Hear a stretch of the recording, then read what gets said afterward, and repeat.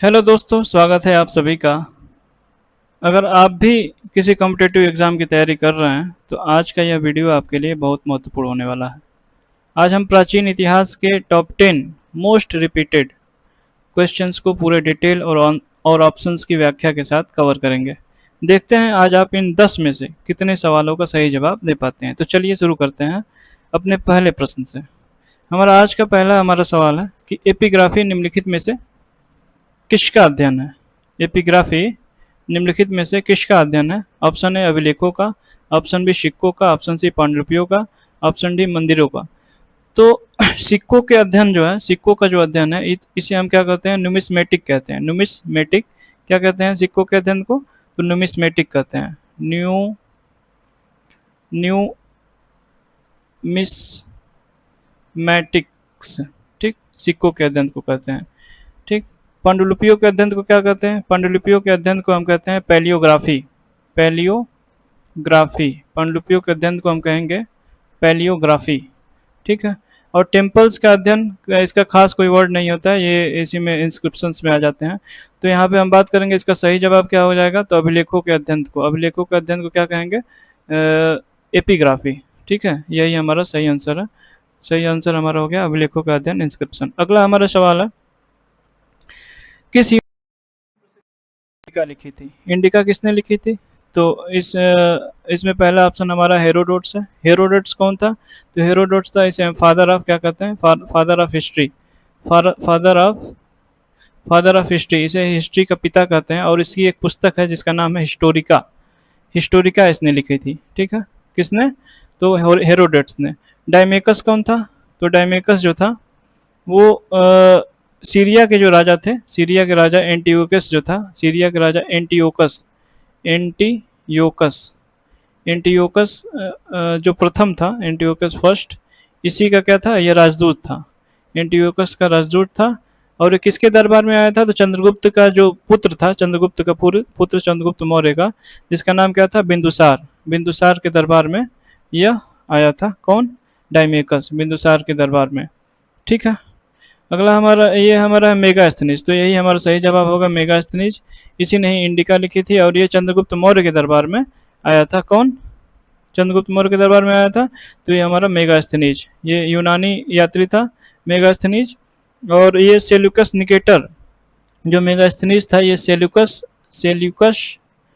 Nicator, Seleucus Nicator का क्या था? राजदूत था।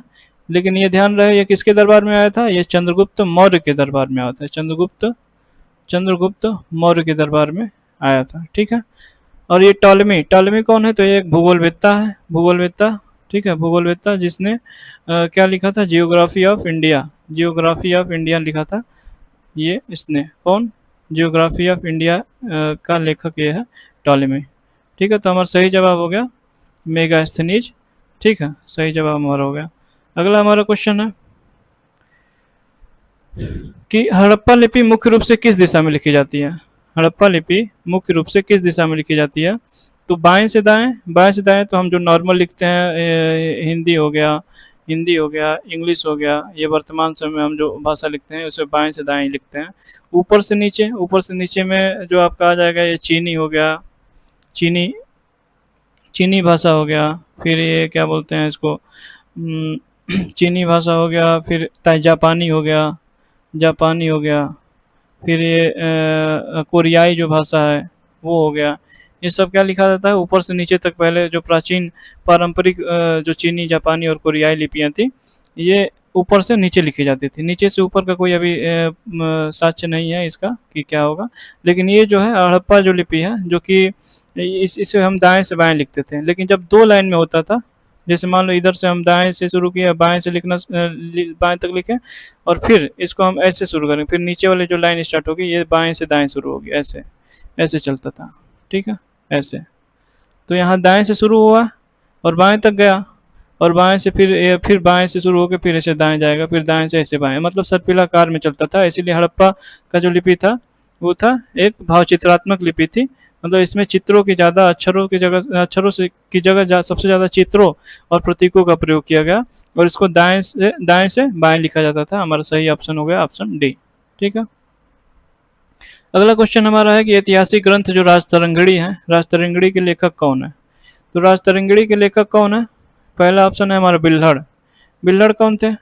तो ये कश्मीर के एक प्रसिद्ध संस्कृत कवि थे। ये कौन थे? एक संस्कृत कवि है, वो भी कश्मीर के। कहाँ के? कश्मीर के प्रसिद्ध संस्कृत कवि हैं। कौन? बिल्हड़।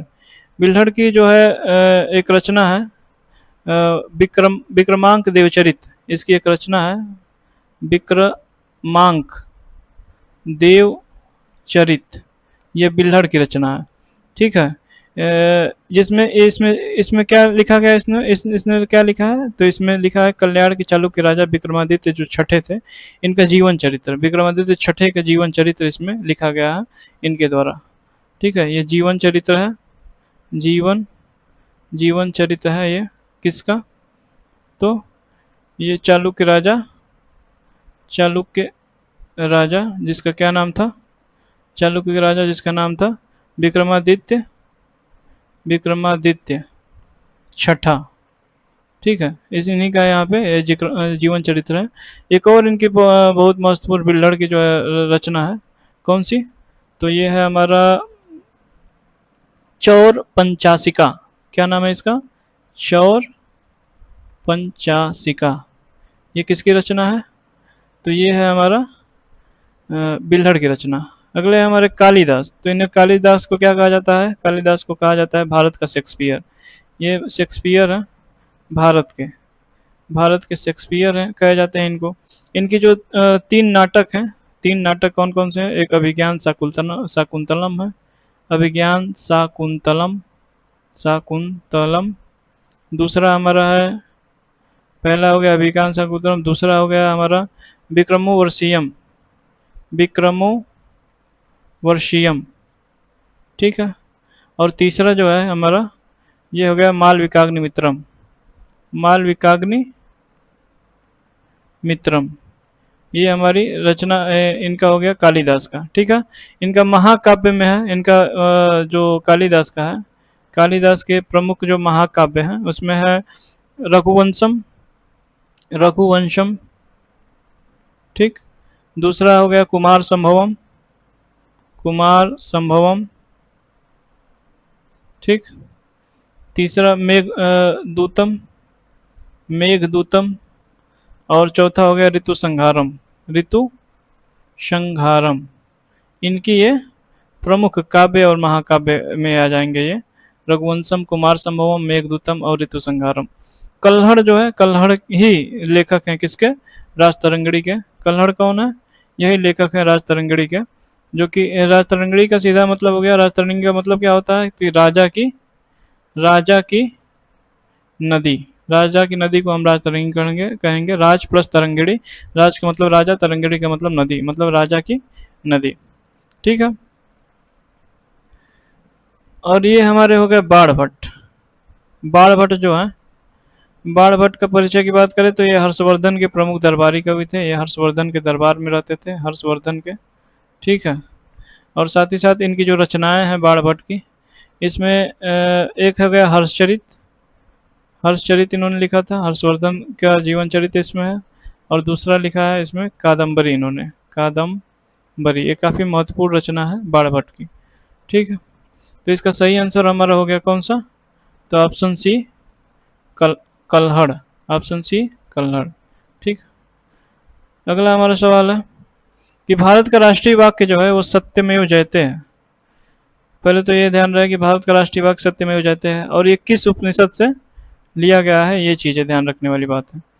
तो सबसे पहले यहाँ पहला ऑप्शन हमारा है कठोपनिषद, दूसरा है छांदोग्य उपनिषद, तीसरा मांडुक्य उपनिषद और चौथा है मुंडक उपनिषद। तो इसका सही उत्तर तो है मुंडक उपनिषद। सही आंसर इसका क्या है? सही उत्तर इसका है मुंडक उपनिषद में ही सत्यमेव जयते लिखा मिलता है हमको।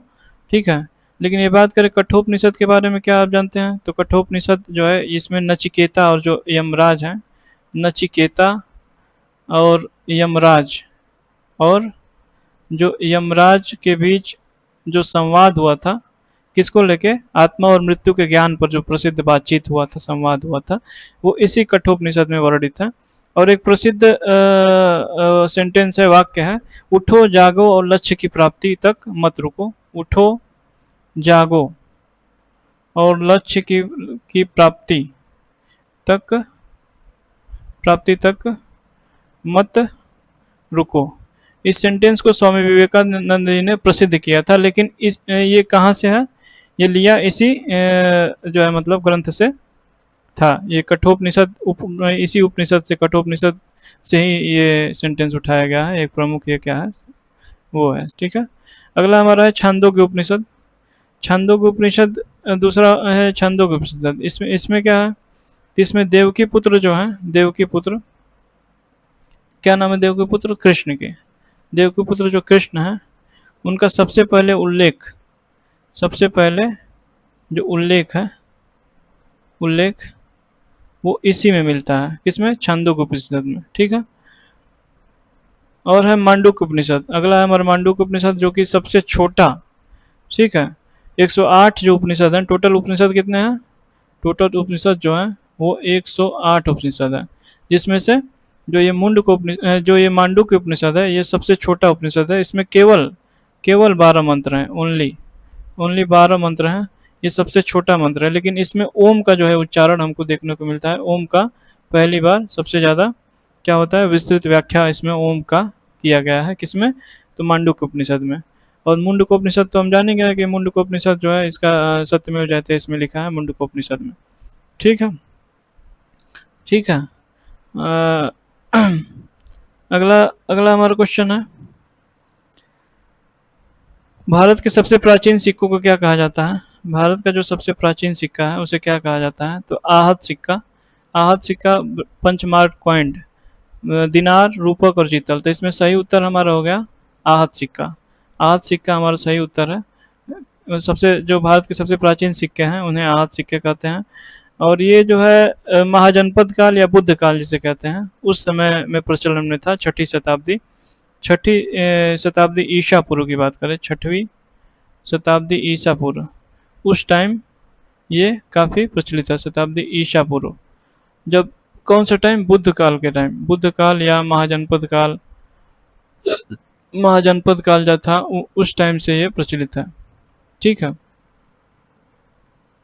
बुद्ध काल या महाजनपद काल के समय से ये काफ़ी प्रचलित है आहत सिक्के। ठीक है, अब बात करेंगे हम दिनार की। तो दिनार जो है, जो दिनार है वो गुप्त काल के समय काफ़ी प्रचलित है। ये सोने के सिक्के हुआ करते थे, ये सोने के सिक्के हुआ करते थे, सोने के सिक्के थे ये दिनार, सोने के सिक्के। और ये गुप्त काल के टाइम में काफ़ी प्रचलित थे ये दिनार, सोने के सिक्के ये थे। और जो इनकी उत्पत्ति की बात करते हैं, मूल रूप से रोमन साम्राज्य के जो सिक्के डेनारियस से प्रेरित था। ये जो मूल रूप से रोमन साम्राज्य के जो सिक्के थे वो डेनारियस से प्रेरित थे। कुषाण शासकों और गुप्त शासकों ने उच्च गुणवत्ता के सोने के सिक्के जो जारी किए थे उन्हें क्या कहते थे? दिनार कहते थे। अब बात करें रूपक की, तो ये रूपक गुप्त काल के समय के जारी चांदी के सिक्कों को कहा जाता था। ये चांदी के सिक्के को रूपक कहते थे। और ये भी गुप्त काल के समय में ये जारी हुआ करता था। ठीक है, इसकी विशेषता क्या है? तो विक्रमादित्य द्वितीय, चंद्रगुप्त द्वितीय जिसे विक्रमादित्य कहते थे, ने शकों पर जब विजय प्राप्त की तो इस सिक्के को क्या किया था? चालू किया था। किसके? शकों के विजय के उपलक्ष्य में इस सिक्के को, रूपक सिक्के को शकों के विजय के उपलक्ष्य में इस सिक्के को चलाया गया था। ठीक है, जीतल क्या है?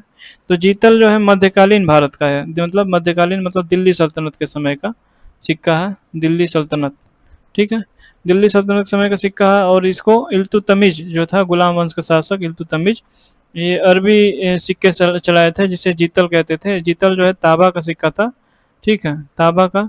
जबकि इसी का जो चांदी का सिक्का था जीतल, जो दिल्ली सल्तनत का जो चांदी का सिक्का था, इसको हम क्या कहते थे? टाका कहते थे, टाका।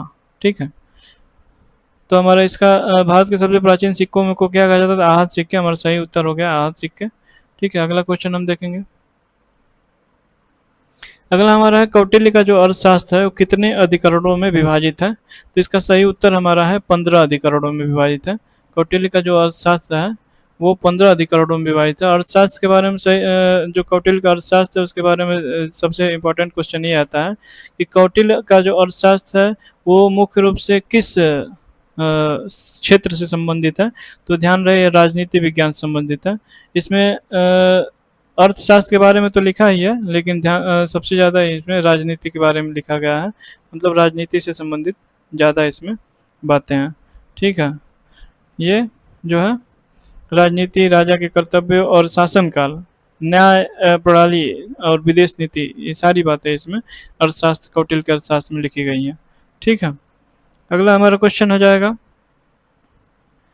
कि भारतीय पुरातत्व का जनक किसे कहा जाता है। भारतीय पुरातत्व का जनक किसे कहा जाता है, तो पहला हमारा जॉन मार्शल। जॉन मार्शल कौन थे, तो जॉन मार्शल जो है 1902 से 1928 के बीच में, 1902 से 1928 के बीच में ये ASI मतलब आर्कियोलॉजिकल सर्वे ऑफ इंडिया के क्या थे, ये महानिदेशक थे। महानिदेशक मतलब डायरेक्टर जनरल, महानिदेशक थे। ठीक है, जॉन मार्शल भारतीय पुरातत्व का जनक तो अलेक्जेंडर कनिंघम थे, लेकिन जो जॉन मार्शल कौन थे, तो 1902 से 1928 के बीच आर्कियोलॉजिकल सर्वे ऑफ इंडिया के महानिदेशक थे।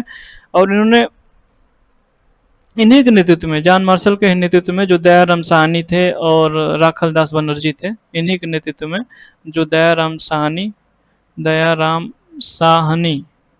ने किसकी खोज की थी, दयाराम साहनी ने तो 1921 में खोज की थी हड़प्पा की, हड़प्पा नामक स्थल की, जो कि सिंधु घाटी सभ्यता की सबसे महत्वपूर्ण स्थलों में से एक है। फिर बात करें इन्हीं के निर्देशन में, एक थे हमारे राखल दास बनर्जी थे। इन्होंने जो खोज किया था वो किया था मोहनजोदड़ो की। कब किया था, तो 1922 में खोज किया था मोहनजोदड़ो की खोज किया था। ठीक है, इन्होंने, किसने, तो राखल दास बनर्जी ने। ये भी एक सिंधु घाटी सभ्यता का एक महत्वपूर्ण स्थल है मोहनजोदड़ो। ठीक है, जो अलेक्जेंडर कनिंघम है, अलेक्जेंडर कनिंघम ही इन्हें भारतीय पुरातत्व का जिसे क्या कहते हैं, जनक कहते हैं, फादर ऑफ इंडियन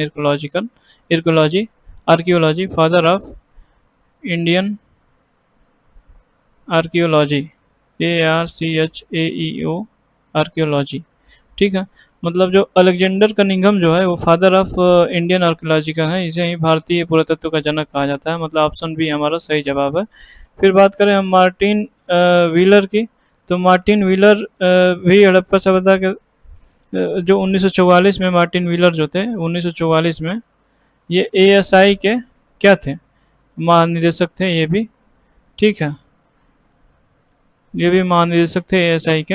और जेम्स प्रिंसप कौन थे, तो ये तो 1837 में क्या किए थे, पहली बार जो अशोक के अभिलेख हैं वो ब्राह्मी और जो खरोष्टी लिपि है उसको सफलतापूर्वक पढ़ा था। ब्राह्मी लिपि, ब्राह्मी और जो खरोष्टी लिपि है इसको पहली बार इसी ने पढ़ा था। ये बहुत काफ़ी इम्पोर्टेंट क्वेश्चन है। ब्राह्मी और खरोष्टी लिपि में जो थी अशोक के अभिलेख जो थे, अशोक के जो अभिलेख थे इसको इन्होंने पढ़ा था। ठीक है, ब्राह्मी और खरोष्टी लिपि में वो भी सफलतापूर्वक पहली बार पढ़ा था। ठीक है, तो हमारा सही जवाब हो गया इसका अलेक्जेंडर कनिंघम। भारतीय पुरातत्व का जनक किसे कहा जाता है, अलेक्जेंडर कनिंघम। अगला हमारा क्वेश्चन है, चीनी यात्री ह्वेनसांग द्वारा लिखित यात्रा वृत्तांत का नाम क्या है। चीनी यात्री जो थे ह्वेनसांग, उनके द्वारा लिखित जो यात्रा वृत्तांत है वो हमारा है सी युकी। काफ़ी फेमस है ये, चीनी यात्री ह्वेनसांग के द्वारा लिखित यात्रा वृत्तांत है सी युकी। हमारा सही आंसर हो गया सी युकी। लेकिन फो कुओं की ये किसका है, तो ये फाहियान का है। ये फाहियान ने इसको लिखा था, फो की। ठीक है, और ये जो फाहियान था ये गुप्त वंश के जो सम्राट चंद्रगुप्त द्वितीय थे, विक्रमादित्य, इसी के शासनकाल में ये भारत आया था। चंद्रगुप्त सेकंड विक्रमादित्य के शासनकाल में भारत आया था। ठीक है, इसके बारे में सबसे इम्पोर्टेंट बातें यही है कि चंद्रगुप्त जो फाहियान था वो चंद्रगुप्त द्वितीय विक्रमादित्य के शासनकाल में भारत आया था। इंडिका की बात करें, इंडिका, तो इंडिका तो हम पढ़े ही थे पीछे कि मेगास्थनीज की रचना है इंडिका। ठीक है, इंडिका जो है मेगास्थनीज की रचना है, और मेगास्थनीज कौन था, तो चंद्रगुप्त मौर्य के दरबार में जो है आया था, चंद्रगुप्त मौर्य के दरबार में। ये सेल्यूकस निकेटर का राजदूत था, ये भी पढ़े हैं हम लोग अभी पीछे वाले सवाल में। ठीक है, अगला हमारा जियोग्राफी है। जियोग्राफी से संबंधित ये बातें हैं कि जियोग्राफी जो टॉलमी था, पीछे हम पढ़े हैं इसको भी, कि जो टॉलमी है ये जियोग्राफी ऑफ इंडिया लिखा था इसी का, ये एक भूगोलविद्ता के संदर्भ में है। और जो सी यूकी है, सी यूकी जो है हेनसोंग द्वारा लिखित यात्रा वृत्तांत है। और जो हेनसोंग है वो हर्षवर्धन के समय में भारत आया था। वेनसोंग जो है, वेनसोंग, वो हर्षवर्धन के समय में भारत आया था, हर्षवर्धन के दरबार में, हर्षवर्धन के समय। ठीक है, अगला हमारा क्वेश्चन है, जैन धर्म ग्रंथों के लिए सामूहिक रूप से किस शब्द का प्रयोग किया जाता है। तो पहला ऑप्शन त्रिपिटक, दूसरा बी, और तीसरा आगम, और चौथा हमारा है जातक। तो सही इसका आंसर होगा हमारा अंग या आगम, यही हमारा सही आंसर है। ठीक है, लेकिन जो त्रिपिटक क्या थे, त्रिपिटक क्या है, तो त्रिपिटक बौद्ध धर्म का मुख्य और सबसे पवित्र धर्म ग्रंथ है। त्रिपिटक बौद्ध धर्म से संबंधित है, बौद्ध धर्म से, और इसमें 3 पिटक हैं त्रिपिटक में। ये बहुत ज़्यादा क्वेश्चन पूछा जाता है, इसमें 3 पिटक आते हैं, बौद्ध धर्म संबंधित 3 पिटक हैं। कौन कौन से हैं, एक है विनय पिटक, विनय पिटक, दूसरा हमारा है सुत्त पिटक, सुत्त पिटक, तीसरा हमारा इसमें है अभिधम्म पिटक, अभिधम्म पिटक। ठीक है, तो इसमें इसमें है क्या, विनय पिटक में क्या है, तो इसमें संघ के नियम है, संघ के नियमों का उल्लेख है, किसमें, विनय पिटक में।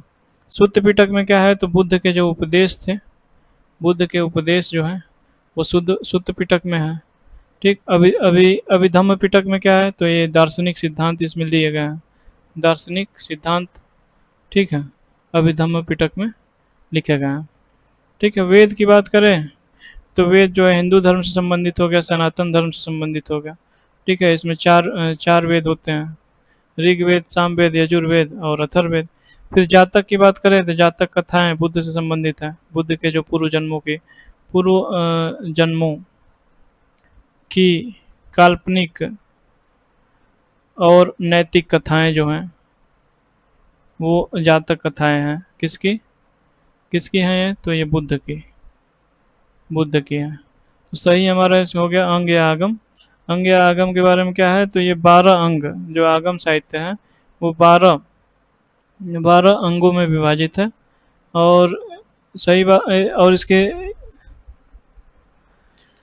और जो ये धर्म जो ये आगम है, अंग या आगम है, ये जैन धर्म से संबंधित हो गया, ये मुख्य बात है इसमें हो गए। और दूसरी बात हो गया कि ये प्राकृत या अर्ध मागधी, ब्रैकेट में प्राकृतिक या अर्ध मागधी भाषा में, मागधी भाषा में लिखा गया है। ठीक है, अगला हमारा क्वेश्चन है। ठीक है, हमारा ये लास्ट आखिरी क्वेश्चन था। Thank you for watching. अगर आपको हमारा चैनल के माध्यम से कुछ सीखने को मिला, कुछ समझने को मिला, तो हमारे चैनल को लाइक करें, शेयर करें, सब्सक्राइब करें। धन्यवाद।